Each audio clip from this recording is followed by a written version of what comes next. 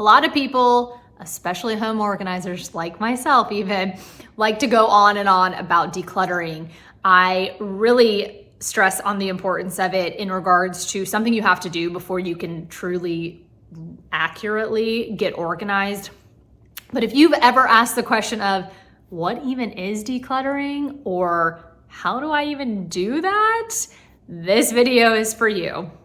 So what even is decluttering? It is simply removing unnecessary items from an untidy or an overcrowded space. This may be your entire home, no judgment if it is. This may be just a specific area in your room, in a specific room in your home.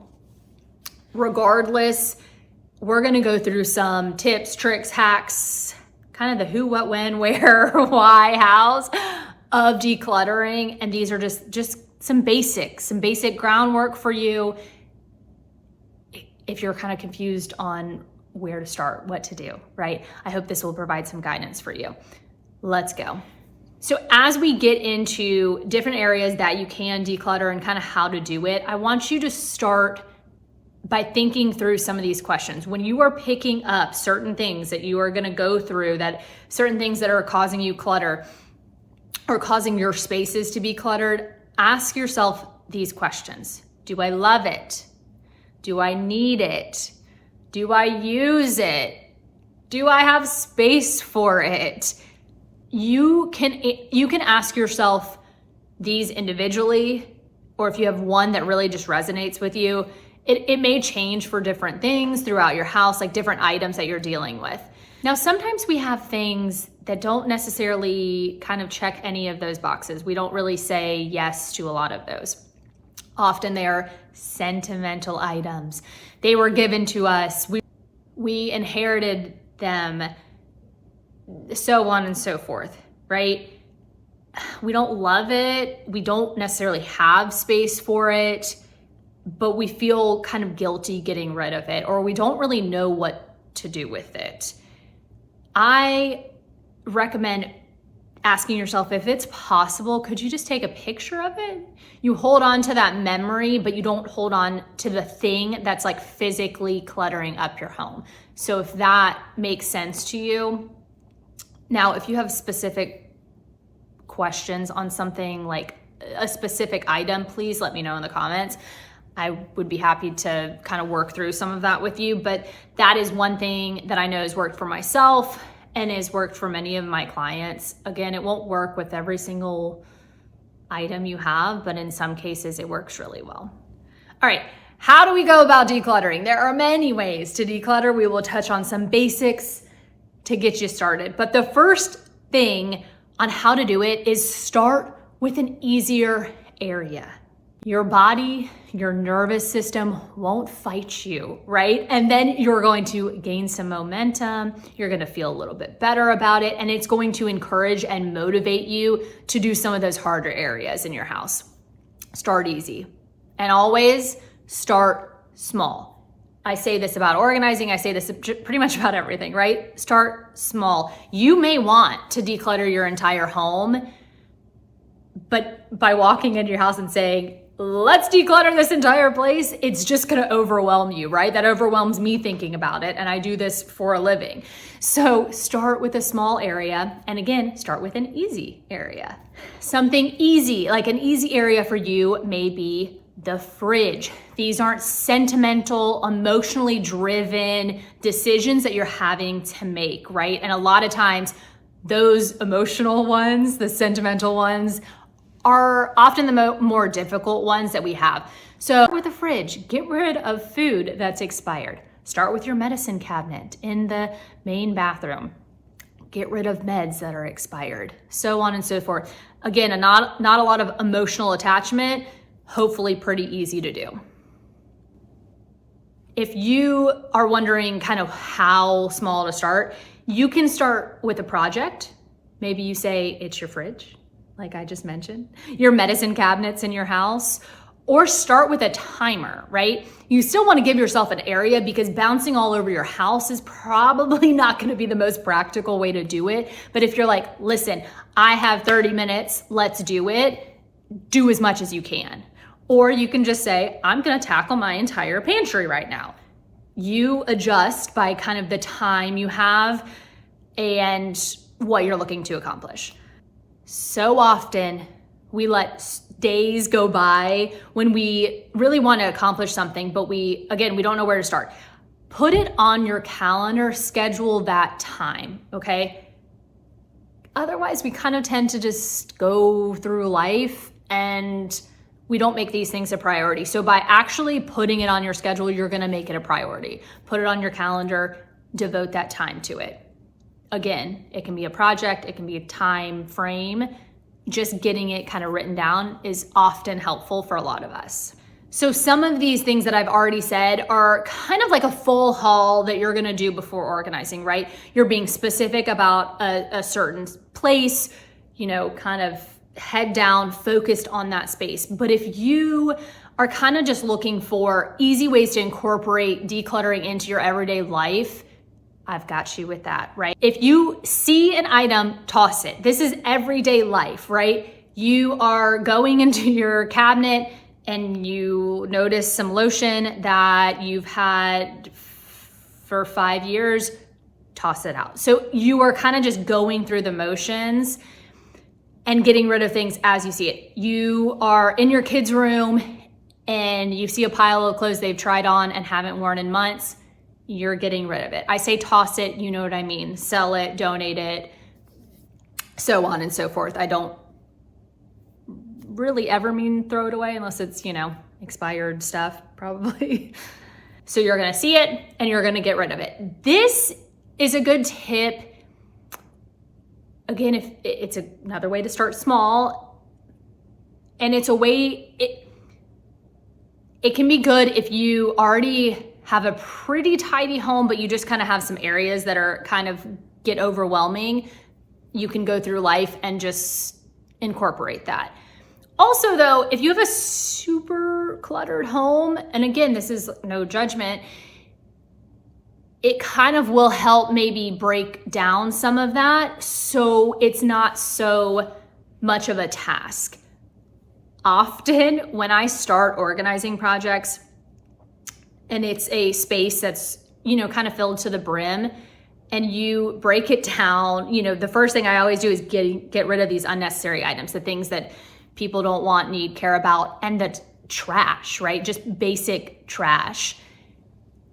It makes a huge difference when you just go through those things. So if you're walking by, you see an empty water bottle, plastic water bottle in your space, throw it away. It's that can be that simple if you struggle with like trash, but it can also be that simple just to incorporate into your everyday life.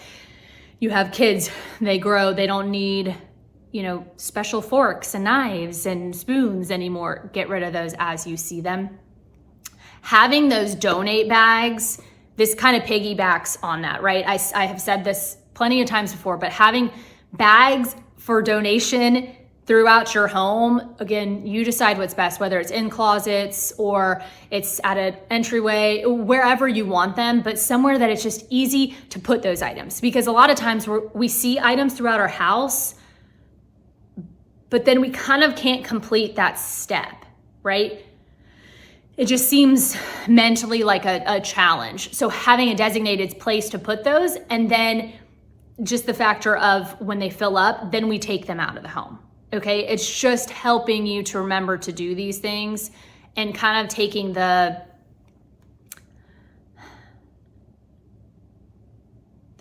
difficulty out of it, right? It's just encouraging us more. Another thing to incorporate into your day-to-day life, not just a big overhaul of decluttering, is having a 1 in, 1 out system. Or if you struggle from a lot of clutter already, having a 1 in, 3 out system. You decide on the number, right? But if you are bringing a new piece of clothing in, a new toy, a new tool, a new gadget, a new anything, something needs to be leaving your home because we only have a certain amount of space, right?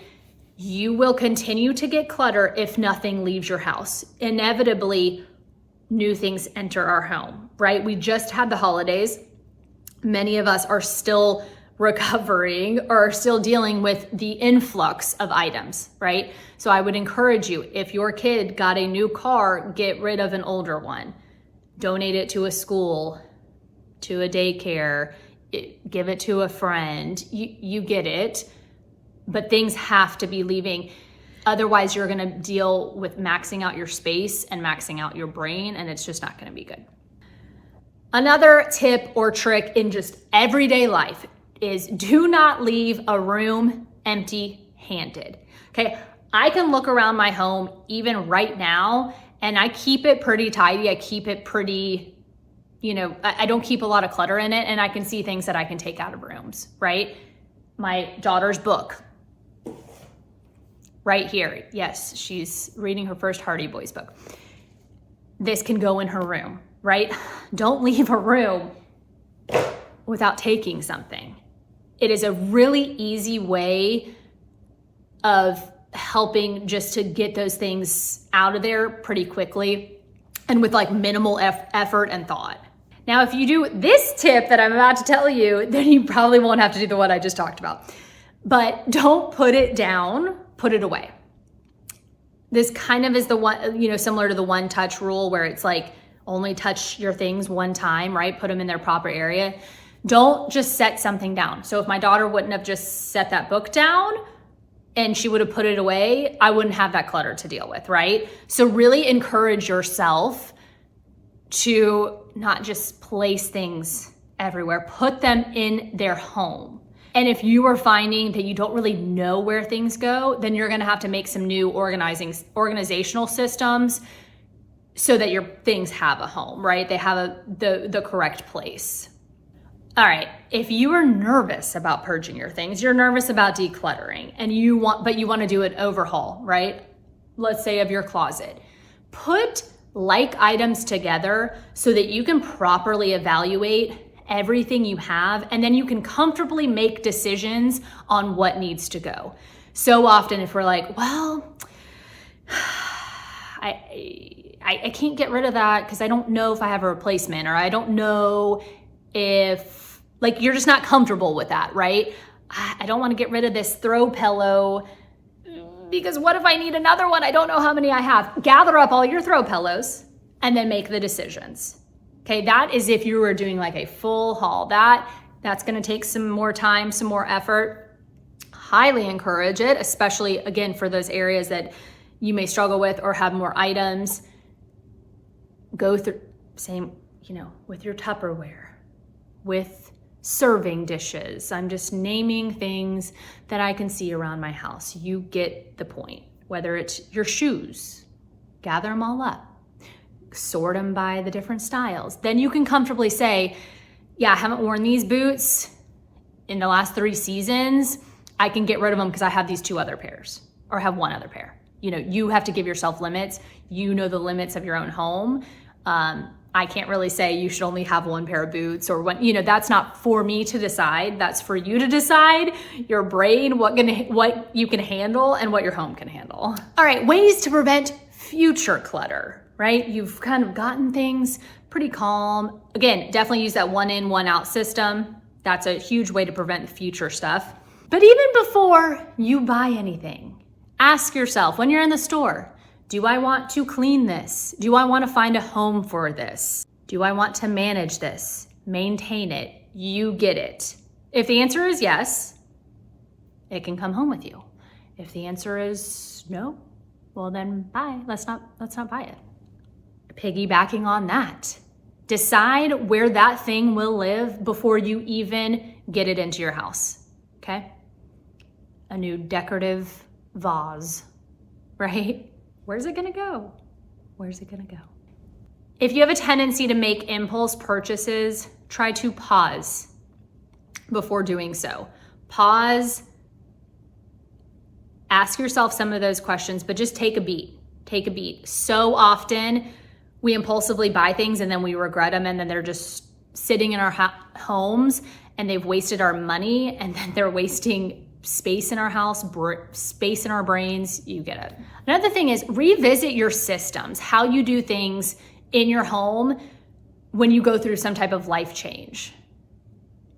Your kids have gone from elementary school to middle school, new schedule. You've gone from spring to summertime, and now it's just a different schedule. Just kind of revisit how you're doing things, the flow around your house, and kind of what can be addressed. Again, that don't put it down, put it away works here for preventing future clutter as well. If you have specific questions about clutter, let me know, or about decluttering, please let me know. I will, again, always want to be a resource. I wanted just to kind of break it down and make it not so daunting if you had those questions of like, what am I even doing? What does this even mean, right? I hope this was helpful. If it was, please share with a friend or subscribe, and I appreciate you being here. I'll talk to you soon.